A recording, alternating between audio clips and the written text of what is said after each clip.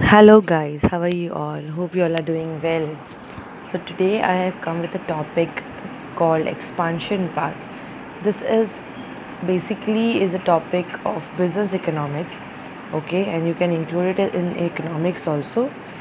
So the students, those who are doing their first year of BMS, first year of BBM, and first year of BMS, so these students can find this topic suitable for them. This is a topic which you are gonna see today is the expansion path. Okay, this is the topic which is connected with the production function. Okay, and how the production is taking place, and this is one of those topics. So let's start without wasting our time.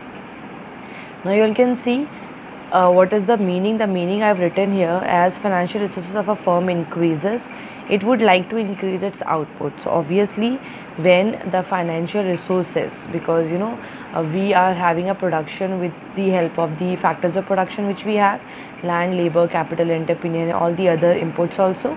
So if the financial resources of a firms are increasing, then definitely this will increase your total output also.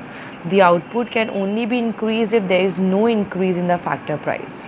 Okay, so basically if the output can only be increased, that means that we should not be having a simultaneous increase of cost and output. You will be attaining the profit when your cost will reduce, or your cost will not increase to a very high extent, but your output will increase. So in that particular point you will be having a profit. Okay, if your cost and your output will increase simultaneously, then you will not be able to attain the profit. In economics, an expansion path, also called as scale line, it is a path which connects input combination as the scale of production. So basically two inputs we normally take into this.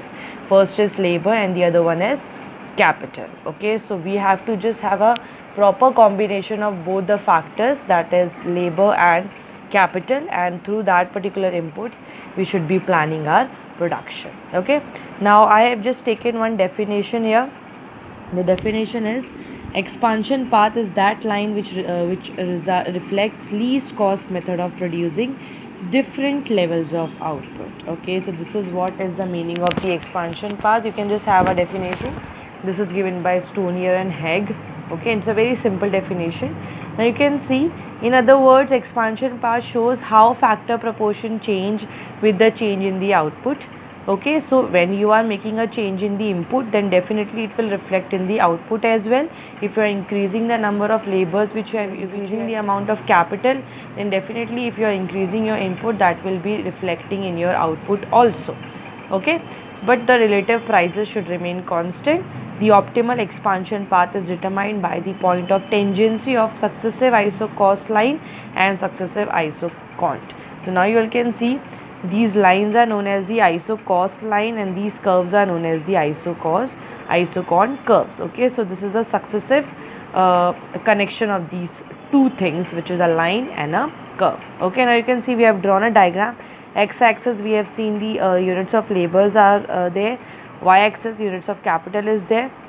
Now we'll just as you increase the production, like 100 units, 200 units, 300 units, so as you increase the units of production, your isocont curve will be moving upwards. Okay, it's a concave curve and it will be moving upwards.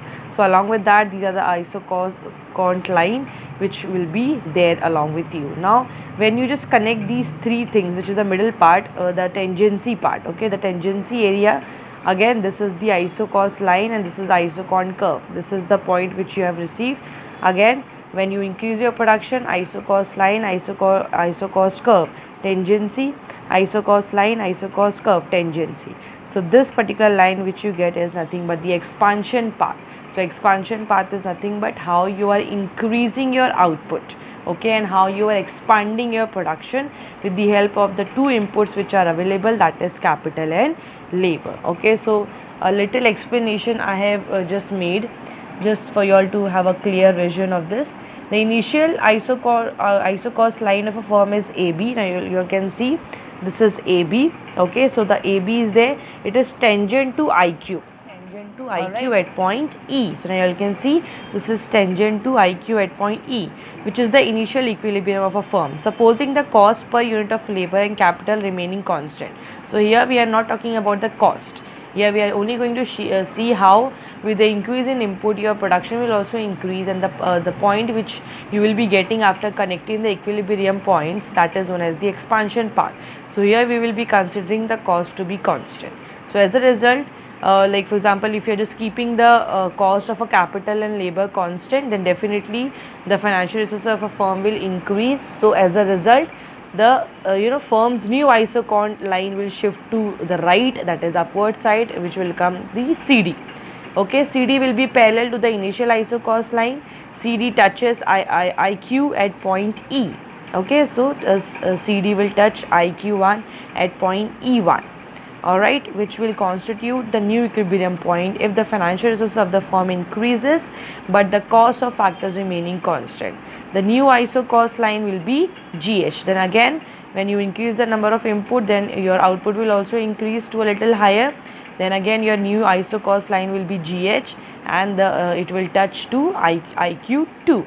Okay, it will be tangent to isocon IQ2 at point E2, which will be new equilibrium point of the firm. So by joining E1 and E2, one gets a line, that means the scale line and expansion path. So this is what you call it as a scale line and the expansion path. And when your number of inputs will increase, your total output will also increase. By keeping your cost constant, you can explain this particular point. Thank you so much for being with me throughout the video. I hope it is clear to everybody. We will meet in the next video with the next topic of economics. Thank you so much.